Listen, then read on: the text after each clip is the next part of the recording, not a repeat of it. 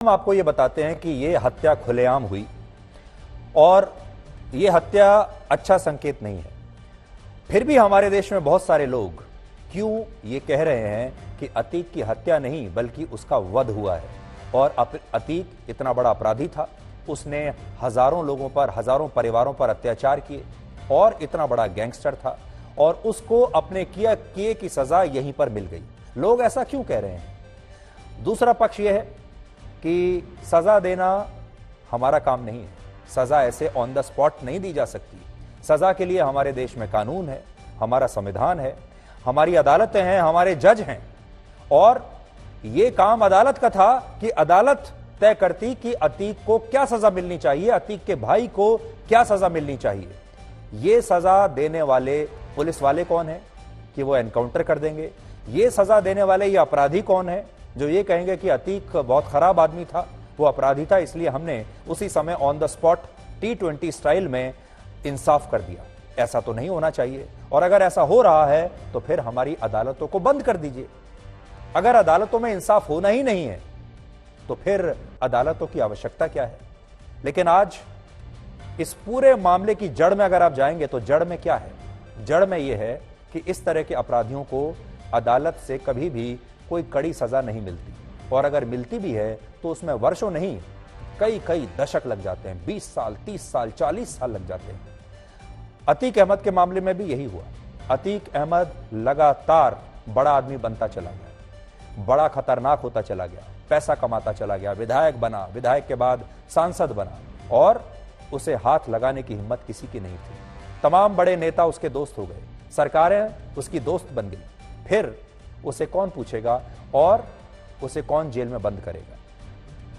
हमारे देश के लोगों को हमारी न्यायिक व्यवस्था से निराशा क्यों होती है? आज उस पर हम आपके सामने और इस देश के सामने एक बहुत बड़ा खुलासा कर रहे हैं, और यह खुलासा आप ध्यान से सुनिएगा और देखिएगा। यह खुलासा इलाहाबाद के उन 10 जजों को लेकर है, इलाहाबाद हाई कोर्ट के उन 10 जजों को लेकर है जो अतीक अहमद से इतना डर गए थे कि उन्होंने अतीक अहमद की जमानत के मामले में सुनवाई करने से ही इनकार कर दिया और अपने आप को इस मामले से बचाते रहे। अब आप सोचिए वो कैसा अपराधी होगा जिससे जज ही डर जाए। और अगर जज डरा हुआ है, अदालत डरी हुई है, तो फिर वो ऐसे अपराधी को क्या सजा देगी? और फिर बाद में अगर इस अपराधी को इस तरह ऑन द स्पॉट सजा दी जाती है तो फिर देश के लोग तालियां क्यों ना बजाएं? यह एक बड़ा सवाल है। तो आज यह खुलासा देखिए, और देश के लोगों को यह बात हम पहली बार बता रहे हैं। यह मामला वर्ष 2010 का है, जब अतीक अहमद ने जमानत के लिए इलाहाबाद हाई कोर्ट में अर्जी दी थी। लेकिन इसके बाद एक एक करके हाई कोर्ट के 1, 2, 3 या 4 नहीं, हाई कोर्ट के पूरे 10 जजों ने उसकी जमानत पर सुनवाई करने से इनकार कर दिया, क्योंकि इन जजों को डर था कि अगर उन्होंने अतीक अहमद की जमानत की अर्जी को खारिज कर दिया और उसे बेल नहीं दी तो अतीक अहमद उन्हें जिंदा नहीं छोड़ेगा, अतीक अहमद उनकी हत्या कर देगा। इसलिए ये 10 जज अतीक अहमद की जमानत की अर्जी पर सुनवाई ही नहीं करना चाहते थे, क्योंकि ये जानते थे कि अगर इन्होंने जमानत नहीं दी, सुनवाई करके अगर जमानत नहीं दी तो फिर इनकी खैर नहीं। और कैसे ये डर गए। इनमें जिस जज ने सबसे पहले इस मामले में खुद को सुनवाई से अलग किया, उनका नाम था रिटायर्ड जस्टिस अरविंद कुमार त्रिपाठी। उन्होंने 27 जनवरी 2010 को इस मामले में सुनवाई करने के लिए एक दूसरे जज को नॉमिनेट कर दिया था। लेकिन इसके बाद यह सिलसिला रुका नहीं। जनवरी 2010 से फरवरी 2012 तक इलाहाबाद हाई कोर्ट के जज एक दूसरे पर यह मामला टालते रहे, एक दूसरे पर डालते रहे, और उन्होंने अतीक अहमद के डर से उसकी जमानत अर्जी पर सुनवाई ही नहीं की।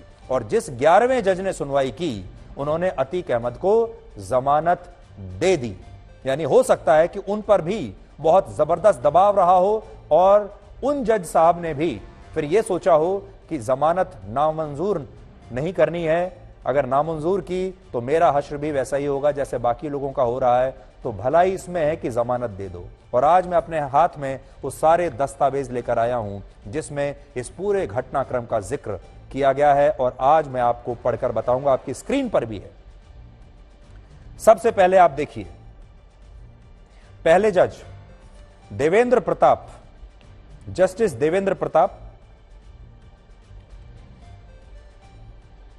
This court leaves it open to the applicant to approach the Honorable Chief Justice, who is in his wisdom may nominate any other honorable judge who is sitting singly and may be able to take up this case before the next working Friday. ये तो आखिरी है, ये मैं आपको बाद में पढ़कर बताता हूं. ये आखिरी जज जो थे जिन्होंने बाद में जमानत दी, ये वो है. ये कहानी कहां से शुरू होती है देखिए. 27/1/2010 present bail application is nominated to Honorable B.N. Shukla, Justice B.N. Shukla. ये Honorable अरविंद कुमार त्रिपाठी जो जस्टिस हैं, उन्होंने दी B.N. शुक्ला को.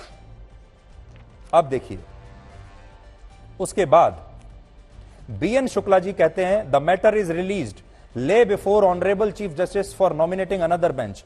यानी जस्टिस शुक्ला कहते हैं कि मैंने ये मामला छोड़ दिया, चीफ जस्टिस से कहिए कि वो दूसरे बेंच के पास इसे भेज दें. अब जो चीफ जस्टिस हैं वो दूसरे बेंच के पास भेजते हैं और वो कहते हैं list this case before any other bench after nomination bye honourable acting chief justice if possible in the next cause list. ये हैं जस्टिस सुनील कुमार तिवारी, इन्होंने भी हाथ झाड़ लिया. उसके बाद देखिए, let a request be made before the honorable the acting chief justice or senior judge to nominate another bench. ये एक और जज के पास जाता है और वो लिख देते हैं कि किसी और बेंच के पास भेज दीजिए, मैं इसकी सुनवाई नहीं कर पाऊंगा. ऑनरेबल अशोक कुमार रूपनवाल जस्टिस और ये जस्टिस टी सिन्हा. फिर honourable S.C. Agarwal justice as prayed list this case along with connected matters on 3/9/2010 showing the name of Shri Satish Trivedi advocate as counsel of the applicant. ये भी आगे अपना पल्ला झाड़ लेते हैं. उसके बाद होते होते होते lay before appropriate court after seeking nomination from honorable chief justice. ये जस्टिस अग्रवाल जो हैं ये भी आगे यही लिख देते हैं कि ऑनरेबल चीफ जस्टिस के पास ले जाइए ताकि वो और किसी की ड्यूटी लगा दें. और फिर होते होते होते ये सारे जज एक दूसरे के ऊपर डालते चले जाते हैं और 10 जज ऐसे हैं जो सुनवाई करने से इनकार कर देते हैं. मेरे पास सबके ऑर्डर है और हर जज एक ही बात लिख रहा है. देखिए, एक और जज हैं, वो लिखते हैं the case is released, I shall not be treated as tied up और part heard to this bench, list before another bench after obtaining nomination from honourable chief justice.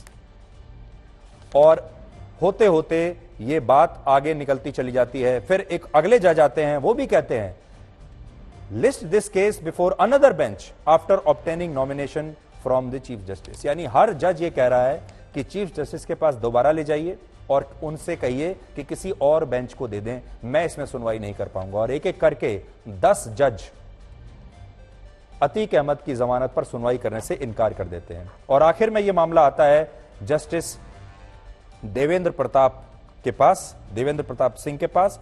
और फाइनली जब यह मामला आता है तो उन्होंने जो फैसला सुनाया वो सुनाया उन्होंने अतीक अहमद को जमानत दे दी. देखिए, इस तरह ये वो जज हैं, पूरी लिस्ट जजों की है जो अतीक अहमद से डर गए थे.